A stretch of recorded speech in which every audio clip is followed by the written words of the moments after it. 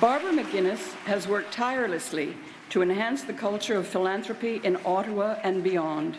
She has developed new avenues and partnerships that have enabled generous citizens to invest in their community and has ensured funding for a great number of charitable, social, healthcare, and arts organizations.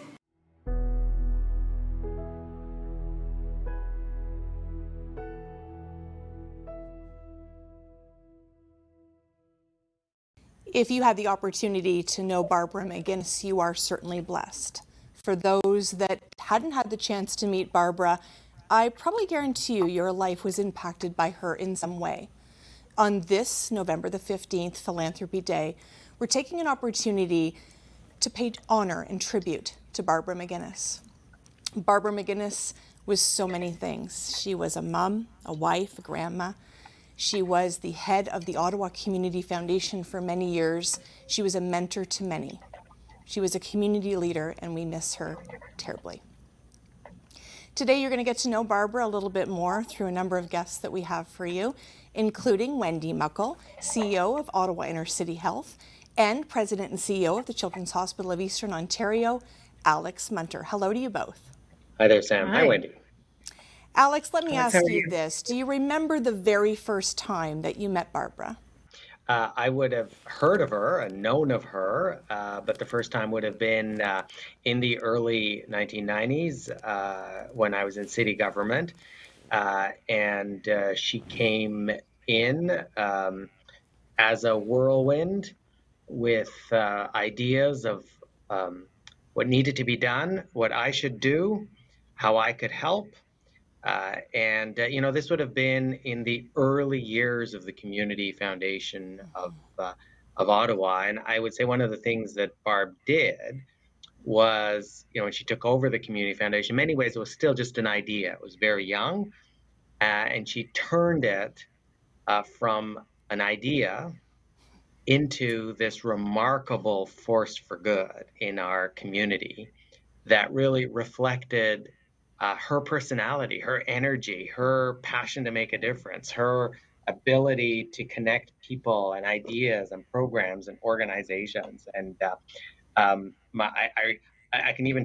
remember the meeting room at City Hall, and Barbara was a little person physically, but she filled that room, and I remember that about the. Absolutely. And Wendy Muckle, when I think about Barbara, and obviously Alex feels the same way, she's all about connecting people. How did she connect with you? So I first met Barbara when Inner City Health was trying to get started back in 2001, and we were really in a difficult place. And Barbara, of course, saved the day. And I think of all the times over the many years that I knew her, that we worked together, that she helped with so many things that were challenges for our community. And that was the thing, that was a big memory, was that this tiny, gorgeous woman who, as Alex said, filled the room, stepped in to save, whatever calamity was on the table for that day. And I think that many people in Ottawa probably don't realize that much of the early work that was done in the harm reduction movement here in Ottawa was done thanks to Barbara. Like, she believed in it. She found others to believe in it. She funded things that no one else would have funded because she knew they were the right thing. And I know she took heat for some of the decisions she made. I know she supported us when it wasn't necessarily popular to do so, but she really sparked a lot of very wonderful things which have made life better for a lot of people. The whole first year of the managed alcohol program was funded entirely by the Community Foundation of Ottawa. And that is a movement which, not only gained traction in Ottawa, but has in fact become a national and an international movement. There are managed alcohol programs all around the world, much in part to the investments that were made at that time. She really is Can I remarkable. make a point about that, Of Sam? course. Because Wendy raises a really important issue. Because after I left city government, I sat on the grants committee of the Community Foundation for a few years. And one of the things, there's a lot, and when that's a great example for Wendy, there are many others because, most funders have criteria, they're very narrow. You've got to, organizations competing for funds have to, really meet the funders' requirements. And Barbara was a fierce protector of the Community Foundation's resources. She had very high standards for what she would fund, and she did not impose lots of rules and restrictions. Like, she really was about what's the result? How can we make things better? How can we use Community Foundation dollars to create change, to attract other funding? She was very entrepreneurial in that way, and just so, what Wendy's describing is the pragmatism, and there's like hundreds of examples. She just loved Ottawa. She just loved this community. She wanted to make things better for people. She was always trying to figure out ways to make things better for people. And really just such a remarkable person. Absolutely. And you bring up a really good point, Alex, because I think philanthropy is really defined in many different ways, but funding those things that aren't popular, but you can see forward, that's vision. For sure. I mean, I think anybody who knows Barb would say she was a visionary in so many dimensions. Absolutely. And a vision of a community that is just and fair, and where there's opportunity, and where there's joy, and where there's art, and where children can play. Just really devoting her life to making other people's lives. Absolutely. And Wendy, when I think about Barbara and I think about seeing her at all the different events, she just seemed to know everybody in this city, but she was so humble. Yes, she always was somebody, and you're right. She knew everybody at every event, and people literally lined up to talk to her. She was somebody who I think could have landed on Mars and made friends. She just, she had that ability to connect all of us. And one of the things that I really loved so much about her was her enthusiasm for a new idea that nobody else had ever had.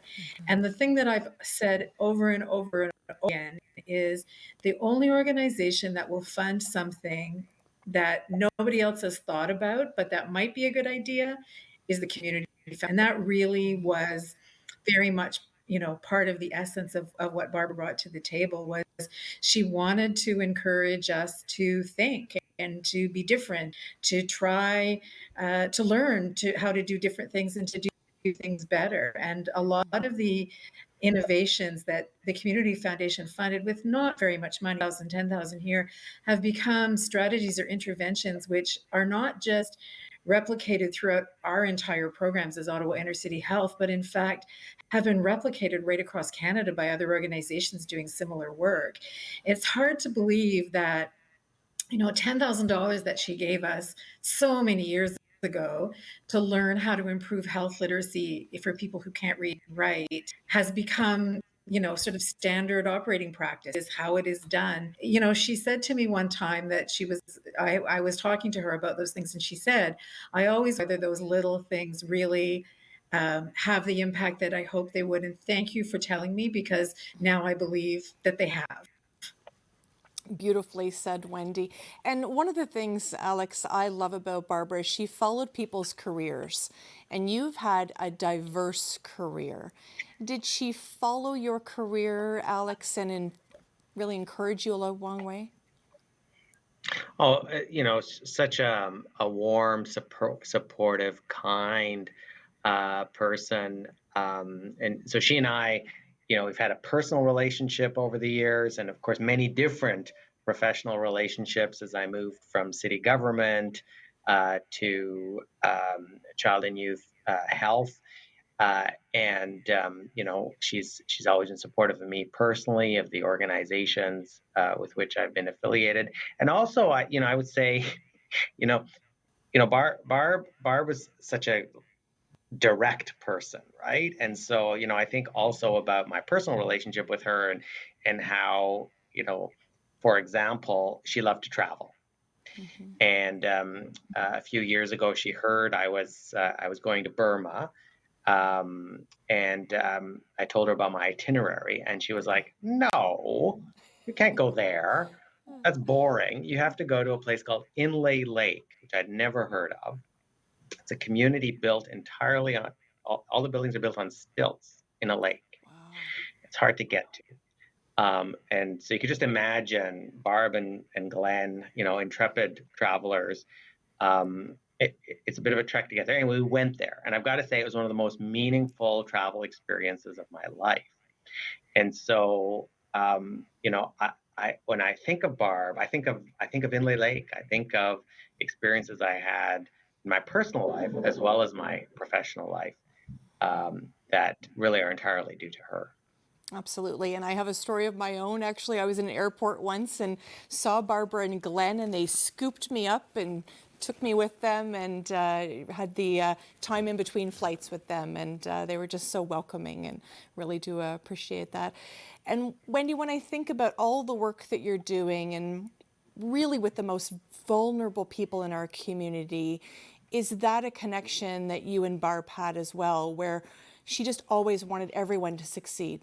She really did have that vision that life could be better for our most vulnerable citizens. And she was not just about it, but willing to put her energy and the resources of the Community Foundation behind initiatives. And I think of all of the things over the years that the Community Foundation funded for us that we would. And I have to say that my the thing that I remember the most, the thing that meant the most to me was, back to my theme of Barb saving the world, and my world anyway. Back in the days of inner city health, we started originally as a federal grant, and then we were out of funding for a very long time. And the organizations that were part of inner city health were us out of their, we were going here, we were going there, and there were a lot of people who offered to give funding and really never followed through, and I think wasted a lot of time and energy and our resources when we were in such a desperate time. And the one organization that came through to fill in all of the gaps that occurred that nobody else would fill in was the Ottawa Community Foundation. And without their help at that point in time, we would not be here. We wouldn't be 20 years old today. We wouldn't have made it past year two. And I know that we're not the only organization. The Alliance to End Homelessness in Ottawa is here today, survived very difficult times exclusively because of the interventions of the Community Foundation. And I really think that speaks to Barb's character of, doing the right thing at the right time to get us to the right community. Beautifully said. And thank you so much to Wendy Muckle from Ottawa Inner City Health, their CEO, and Alex Munter, the President and CEO of the Children's Hospital of Eastern Ontario. We have many other guests here to honor Barbara today. I hope you'll stay with us with this special tribute to Barbara McInnes.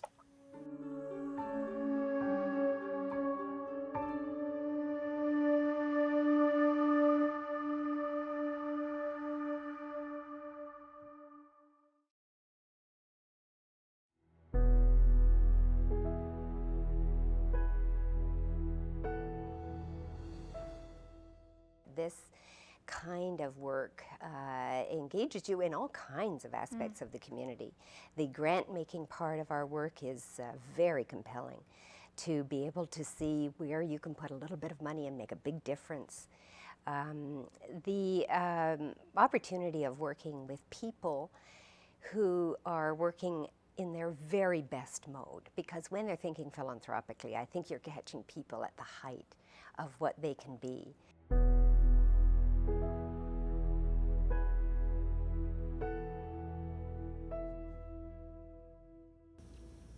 Thank you so much for being with us as we pay tribute to the one and only Barbara McInnes. Sadly, we lost Barbara on July 1st of 2021, and we miss her dearly. I am now joined by two of her friends, and she has many friends, but Catherine Dubois and Monica Patten. Hello to you both. Hello. Hello. Thank you so much for joining us. And Catherine, I know you've had a lifelong relationship with Barbara. You've been a dear friend and, of course, a colleague. Talk to us a little bit about your relationship with Barbara. Well, I met Barbara years ago and was one of those fortunate people who was able to work with her at the Community Foundation. I worked with her in the grants program. So for a number of years, we sat around a table with volunteers and other staff, looking at grant applications, visiting with organizations that were interested in the support of the Community Foundation. And throughout all of that time, as you know, Barb was a very diminutive woman. She was quite small in stature, but in any setting that we were in together, her vision towered above us. Barb always brought to any gathering, around any table, this sense of great joy and community, of a vision that saw Ottawa developing as a place where people felt they belonged, where they were safe, where they had a place, and where, most importantly, they could make a contribution to making this a wonderful place for everybody to live. And through the grants program, Barb set about with others and in her relationship with amazing donors to see how that vision could become true in incremental days every day. She certainly has made an incredible impact, and not only in this city, but of course across this country. And Monica, you'd know a lot about that. Well, I do indeed. Barb and I were colleagues for many, many years. And when I was the head of Community Foundations of Canada, our two organizations shared office space. And, you know, people used to say to Barb and me, gosh, you must see a lot of each other. And we always said, no, in fact, the only place we ever see each other is in the washroom, if we both happen to be there at the same time, or on an airplane. Because, you know, Barb always said that she was doing her very best work when she was out of the office, talking to the community, listening to the community, meeting with donors, traveling. So she was a very much loved and well respected and recognized person in the community of Ottawa. But she was also known as a leader in the community foundation world right across the country, and in fact in many other parts of the world as well. We traveled across this country, sometimes together.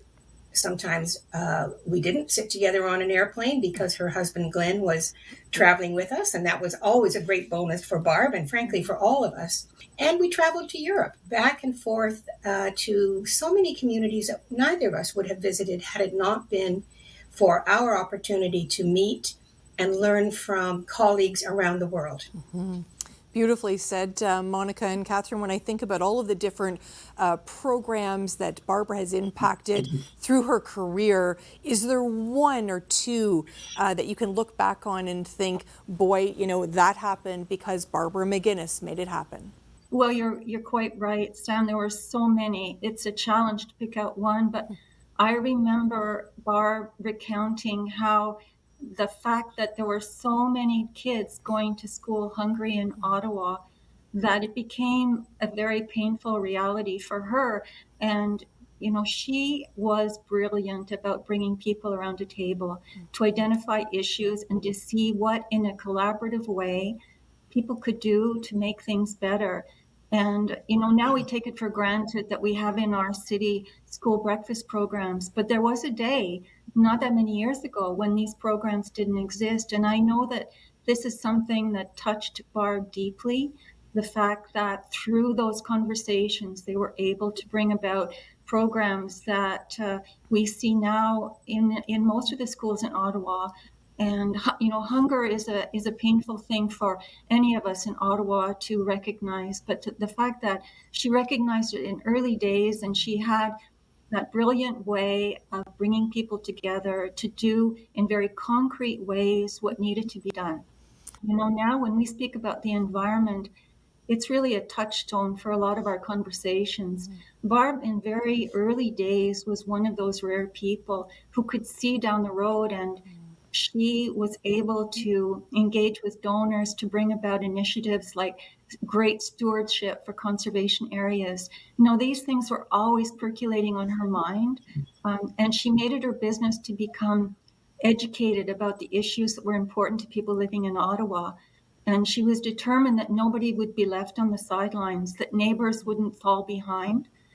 I can think of all of the projects that Barb championed through the Community Foundation that saw early childhood education being brought to neighborhoods, that saw skill building and homework clubs and food affordability, leadership training. She believed so much in people's ability, if they were given the support at the right time, to become leaders, to become change makers in their own neighborhoods.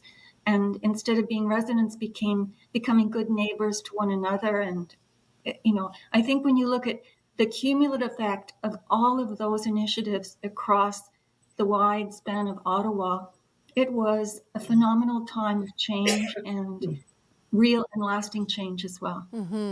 Yes, absolutely, Catherine. And when I think about the impact she's made across this country, Monica, is there one moment you can point to that really summarizes the impact that she's had across Canada? Yeah, there are so many, but I'm going to tell you one story. And it has to do with Barbara traveling to the United States and traveling to Europe and bringing that back to Canada.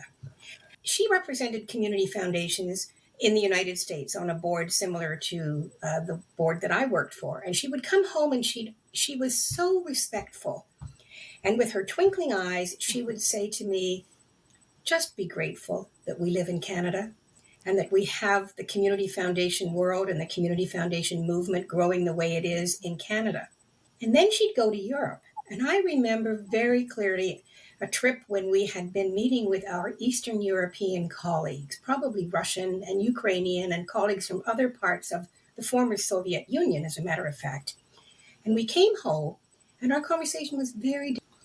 She said to me, I have learned so much from those countries where there is very little money, where philanthropy is new, where the idea of making grants or giving private gifts, financial gifts, is kind of suspect still.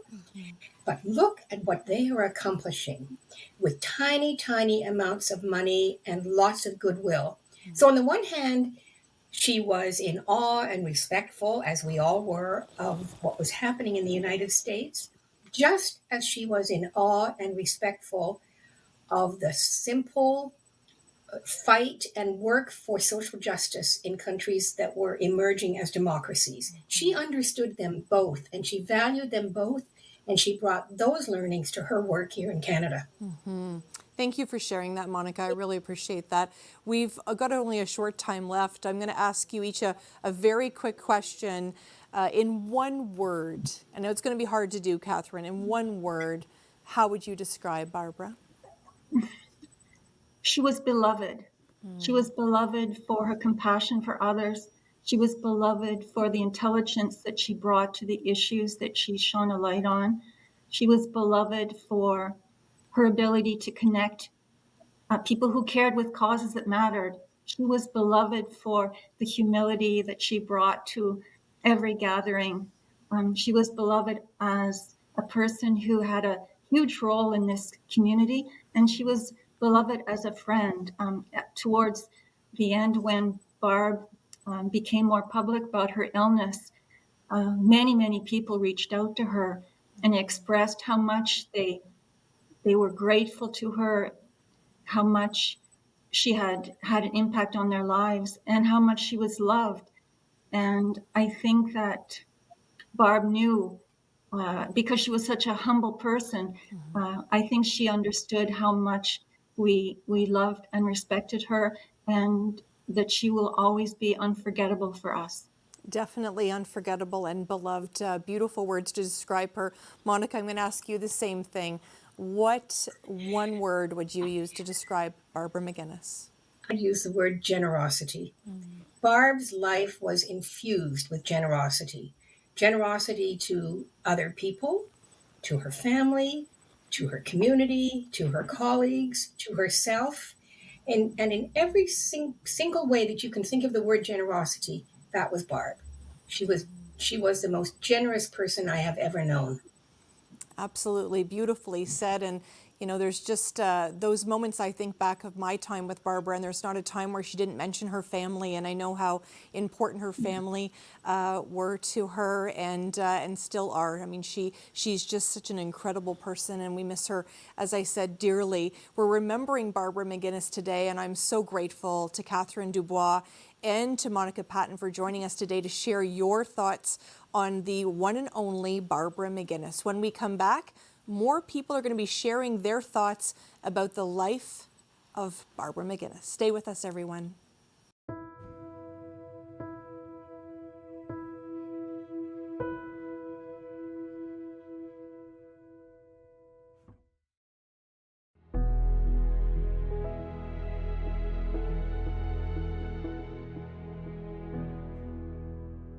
There are among us some amazing people who work selflessly to turn philanthropic dollars into useful services for local people. We've delighted in finding ways to connect you all, people who care with causes that matter. My name is Barbara McInnes. I'm the President and CEO of the Community Foundation of Ottawa. Thanks for joining us for this particularly happy occasion. It feels just great to be 20. I don't know why you laugh so hard.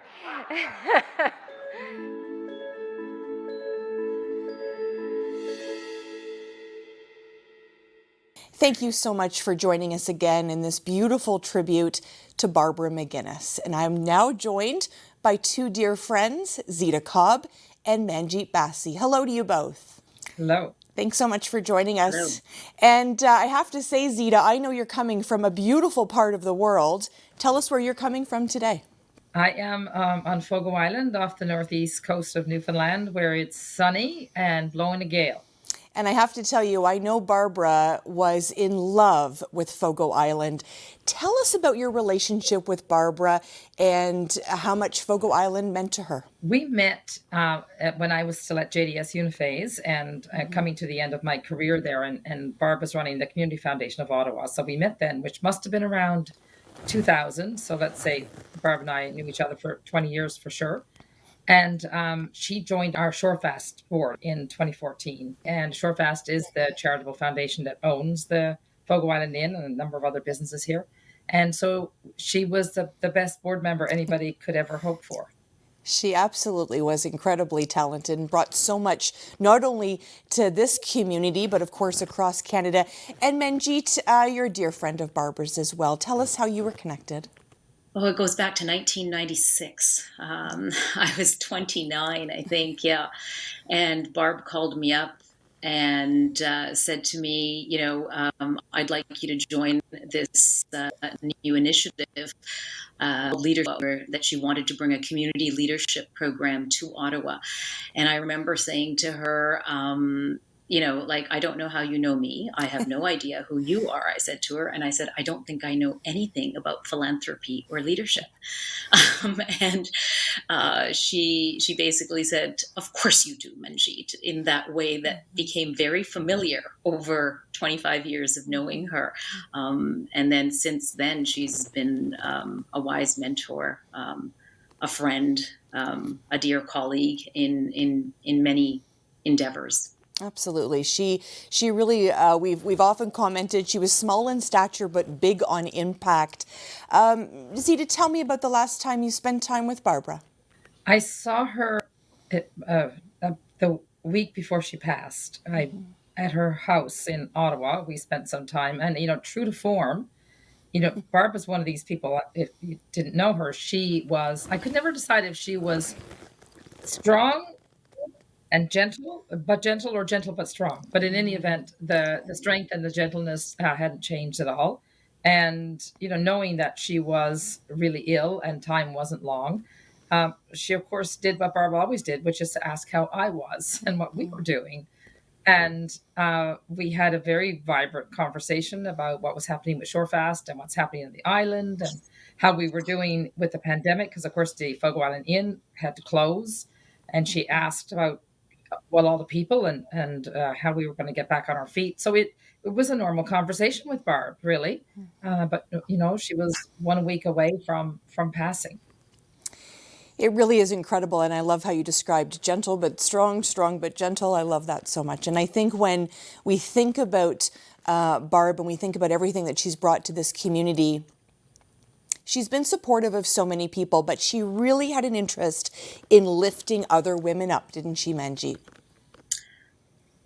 Yeah, you've captured that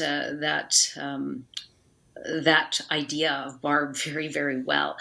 Her ability to see things in people, to see people's potential, I think especially other women's potential, was really quite incredible, because it's like she believed in people before they even believed in themselves. And that raises a person's sense of self, a person's sense of belonging to their community, and therefore engages them even deeper into wanting to do more. And so that's what I would say that she did for me personally when when I first met her, or a couple of years later when she asked me to be a member of her board at the Community Foundation. And I remember thinking to her, I don't fit, Barb. I don't even know what philanthropy is. I don't think I'm a philanthropist. And and I was intimidated, and I tried to wear the power suits and carry the briefcase. And after, I think, the first meeting, I remember her saying to me, Manjeet, I didn't ask you to be on the board because I want you to be like everybody else. So she really embraced diversity. She really affirmed diversity and believed that people's experiences and people's connection to place and community was far more than just sort of the rationality or rational thinking that people brought to the table. Beautifully said, Manjeet. You've got me tearing up over here. I can't help but think, Zita, about all of the times that people have spent time with Barbara and remembering those incredible times. This past week, we had the AFP Philanthropy Awards here in Ottawa, and Barbara loved that event. And there was a presence of Barbara in the room, and I don't know if that makes sense to you. Have you felt Barbara in your day-to-day work? Absolutely. She's not going anywhere, I'm quite sure. I mean, this, as you said, she was small in stature, but she had a very steely determination about everything that she chose to focus on that isn't going to go away just because she's not physically here with us. So actually, we just finished our board retreat, which is an annual event that Barb would have been here for in person, but she was here, and her name is on our lips a lot. And we're just returning the season from having been shut down for 15 months. So it's been a really tumultuous time. And Barb's the kind of person that you need to have with you in a tumultuous time, because she sort of has her own North Star, and she's calm as all get out, and the more tumultuous things are, the calmer she gets. So we invoke her all the time, and I always wonder where she gets that from. I know she got a lot from her family and from Glenn and Leah and Emily, but I don't know. I just think she had it inside her in a very deep way. And yeah, we talk about her a lot. We talk about what she would think of this or that or the other thing, and she's there, I have no doubt. Absolutely, wonderfully said.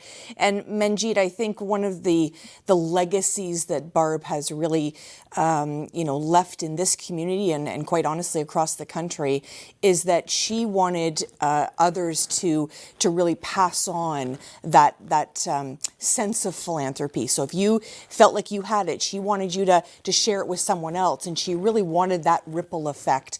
Have you found in your own life that you've carried on that Barbara McInnes ripple?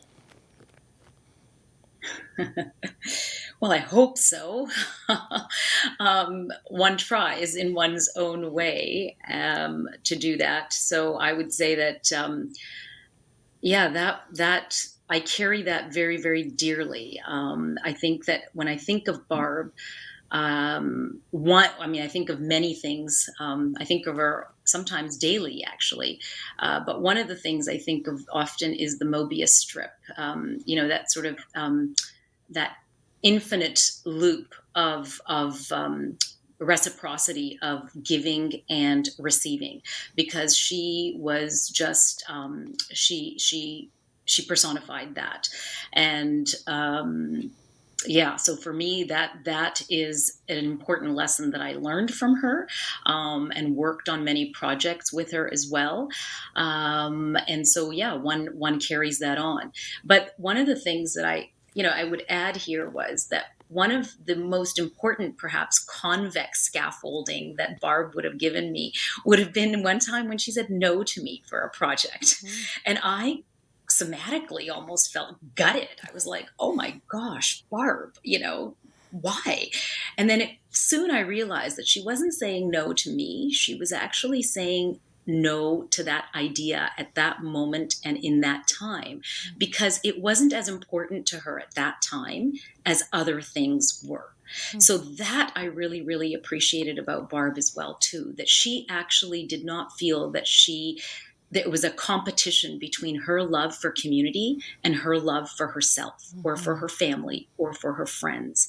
And that is an important, often, distinction to be able to make, that you can hold this sort of power and love both at the same time.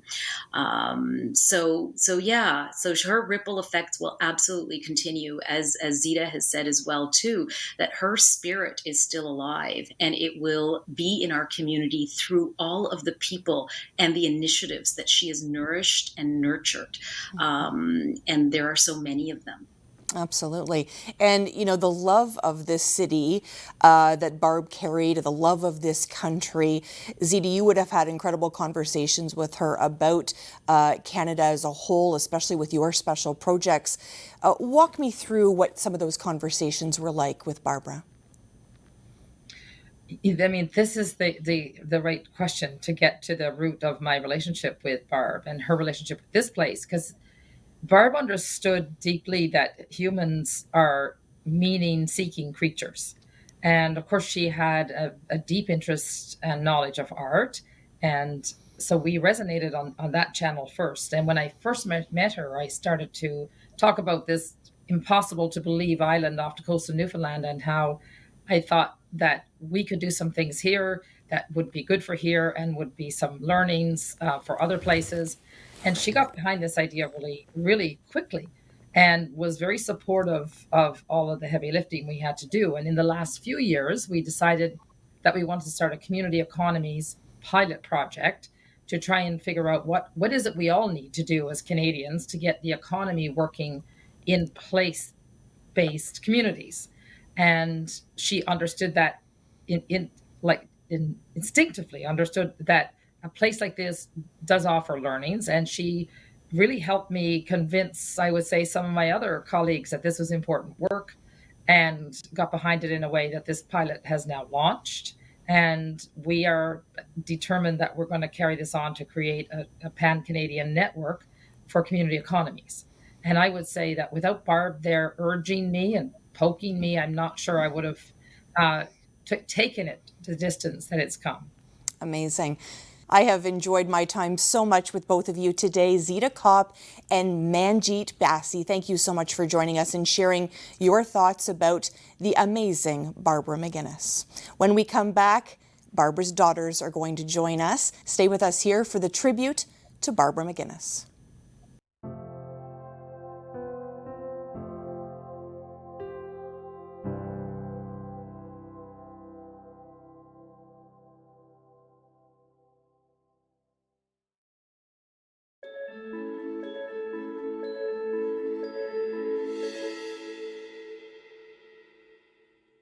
Well, I could, and in my mind's eye, I'm picturing getting in the car with you and taking any route anywhere in Ottawa.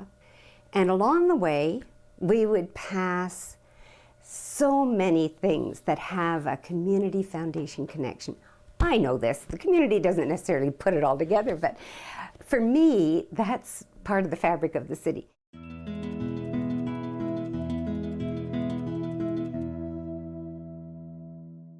Thank you so much for being with us here in this tribute to Barbara McInnes. And of course, today being National Philanthropy Day, it's a great day to think about Barbara. And we've had incredible guests today. And I am now joined by her two beautiful daughters, Leah Eustace and Emily McInnes. Hello to you both. Hey, Sam. Hi. It's great to have you here, Emily. We've been, taking this time today to really pay tribute to your mom, and I know you miss her dearly.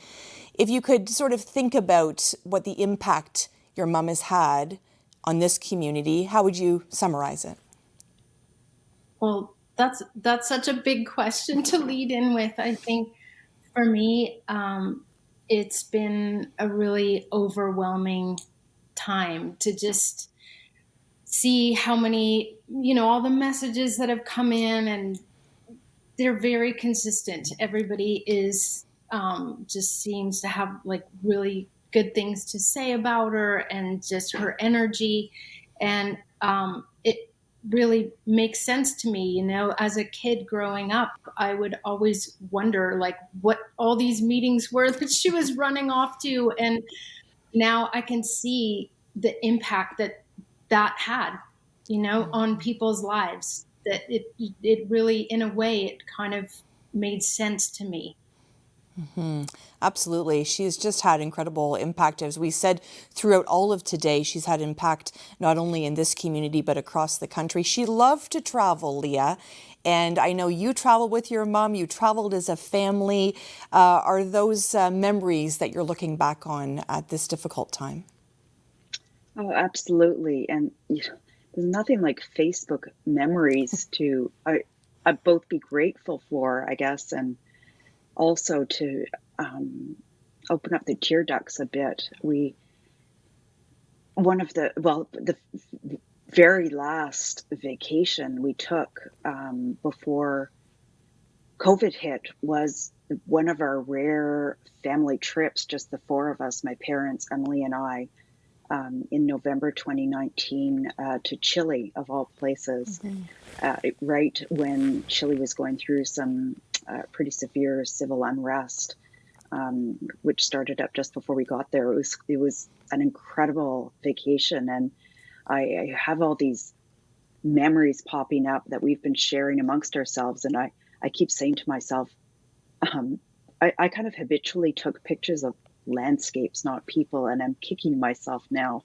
I wish I had so many more pictures of my mom from that trip, but the memories are amazing. She just was such a travel bug. She wanted to experience everything, get up first thing in the morning and get on the go and meet local people and hear their stories. I remember her being serenaded in a restaurant one night. People were just drawn to her everywhere she went, not just here in this community.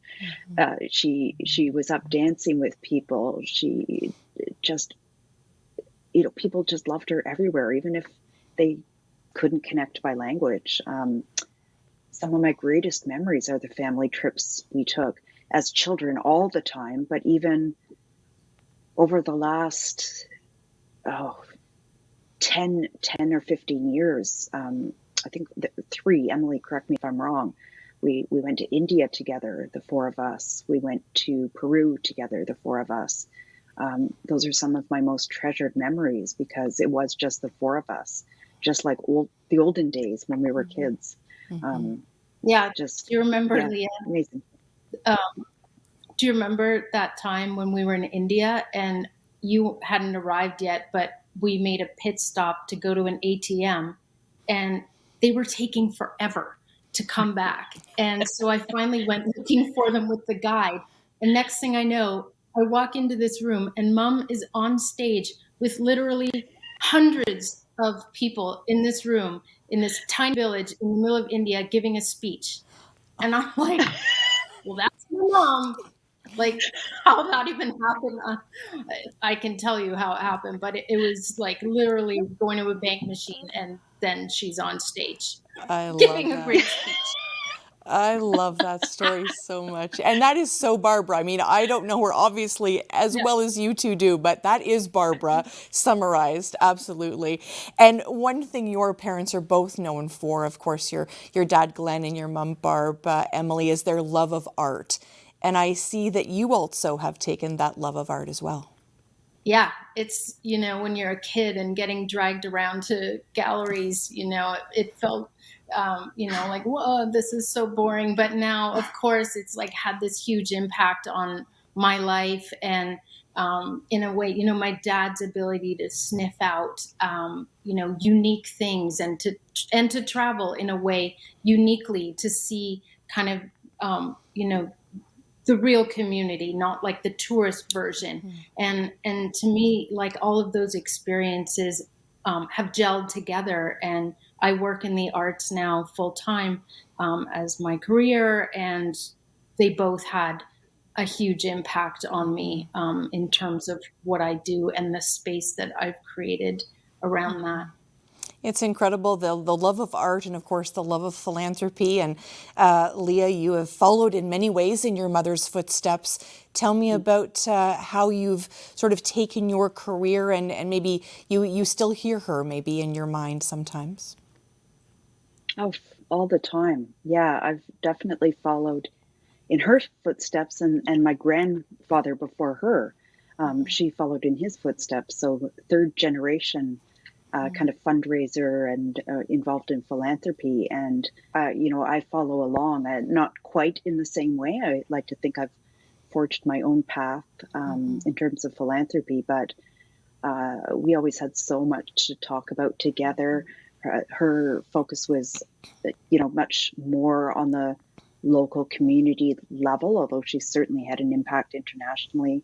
My focus is much more national and international, but we never ran out of things to talk about. We had so many mutual connections and contacts. I had, the great pleasure and honor of co-speaking with her on the stage on numerous occasions and organizing kind of conferences and sessions with her. And, those were career highlights for me.